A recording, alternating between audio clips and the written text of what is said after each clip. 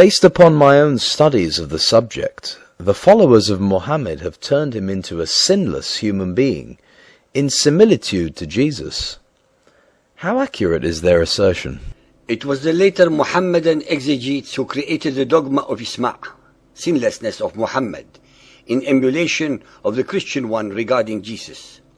This doctrine of Muhammad's alleged infallibility, impeccability, and sinlessness emerged slowly over the centuries.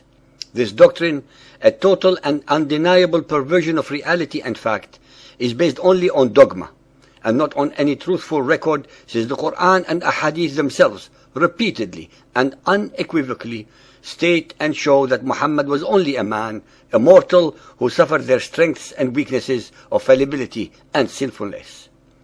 Muhammadan scholars have only themselves to blame for their unsuccessful endeavors at perverting and tampering with the historical and their own theological records by attempting to make Muhammad seem incorruptible and infallible, contrary to the evidence at hand. These distortions of the reports of the Ahadith are contrary to the Quranic verses which repeatedly declared that Muhammad was only a human messenger subject to human frailties and temptations.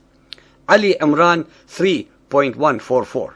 Muhammad is no more than an apostle. Many were the apostles that passed away before him. Al-Kahf 18.110.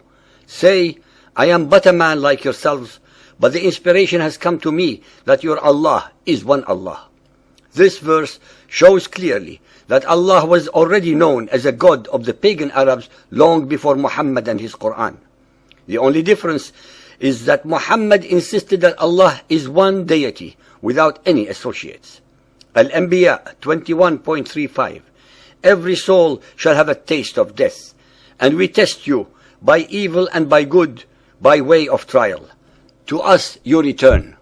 Al-Ghafir 40.55. Patiently then persevere, for the promise of Allah is true, and ask forgiveness for thy fault, and celebrate the praises of thy Lord in the evening and in the morning. Al-Ahqaf 46.9. Say, I am no bringer of new-fangled doctrine among the apostles, nor do I know what will be done with me or with you. I follow but that which is revealed to me by inspiration. I am but a warner, open and clear. Al-Fath 48.1. Verily, we have granted thee a manifest victory, that Allah may forgive thee thy faults of the past and those to follow.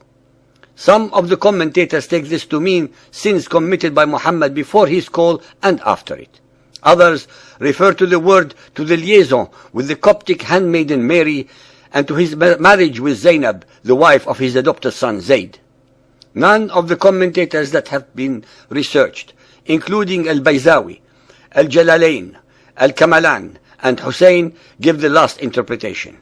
They all say it refers to his sins before and after his call to the apostleship. The hadiths are replete with sayings and stories that show Muhammad being as sinful as any other human being with similar weaknesses and strengths. Sahih al-Bukhari Hadith 1.46, narrated by Ubadah bin Samit. The Prophet said, I came out to inform you about the date of the night of Al-Qadr. But so and so quarreled. Its knowledge was taken away. I forgot it. And maybe it was better for you. Now look for it in the 7th, the 9th, and the 5th of the last 10 nights of the month of Ramadan. Muhammad, allegedly the greatest of the prophets, forgot the date of the most momentous instance of his life, the night when the first verse of the Quran was allegedly revealed to him by the angel Gabriel. Sahih Bukhari Hadith 1.394, narrated by Abdullah.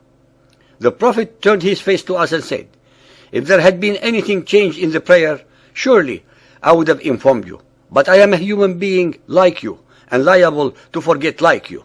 So if I forget, remind me. Sahih Bukhari Hadith 8.388, narrated by Aisha.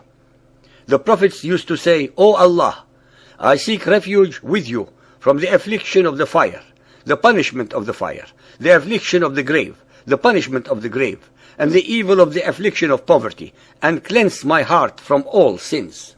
Sahih Muslim Hadith 328, narrated by Abu Hurairah. The Messenger of Allah said, I found myself in Hijr and the Quraysh were asking me about my night journey.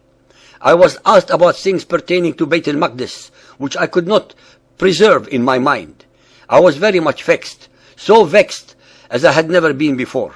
Then Allah raised it, Bayt al-Maqdis, before my eyes. I looked towards it, and I gave them the information about whatever they questioned me. Yet again, Muhammad, the alleged greatest of all the previous prophets, who had only hours earlier just returned from his night mythical journey, already forgot what the Temple of Solomon looked like, although he had just declared that he had led all the other prophets in prayers there a few hours earlier. Moreover, the listener should be made aware that in the days of Muhammad there was no Temple of Solomon in existence, since it had already been destroyed by the Romans 550 years earlier. Muhammad was blatantly deceiving and lying to his followers. Sunan Abu Dawood Hadith 5036, narrated by Abu al-Azhar al-Anamari. When the Apostle of Allah went to his bed at night, he would say, "O Allah, forgive me my sin. Drive away my devil. Free me from my responsibility and place me in the highest assembly." Sunan Abu Dawood Hadith 5043, narrated by Aisha al-Mu'mineen. When the Apostle of Allah awoke at night, he said, "There is no God but thou. Glory be to thee. O Allah, I ask thy pardon for my sin, and I ask thee for thy mercy." Al-Tabari 6.75, Messenger, how did you first know with absolute certainty that you were a prophet? He replied, 2 angels came to me while I was somewhere in Mecca. One angel said, "Open his breast and take out his heart." He opened my chest and heart, removing the pollution of Satan and a clot of blood, and threw them away. And last but not least are the satanic verses that he uttered, as reported by Ibn Ishaq Sirat Rasulullah, as well as by Al-Waqidi and his Ashab al-Nuzul, Ibn Sa'ad in his Kitab al-Tabaqat al-Kabir, Ibn Jarir al-Tabari in his monumental Islamic history of the world, Bukhari Hadith 6.385, and others. Originally, the Quran followed Al-Najm 53:19. Have you seen Lat and Uzza and another, the third goddess Manat? These are the exalted cranes, Gharaniq, intermediaries, whose intercession is to be hoped for. These verses were later abrogated and edited out and replaced with 53.21. What? For you the male sex and for him the female? Behold, such would be indeed a division most unfair.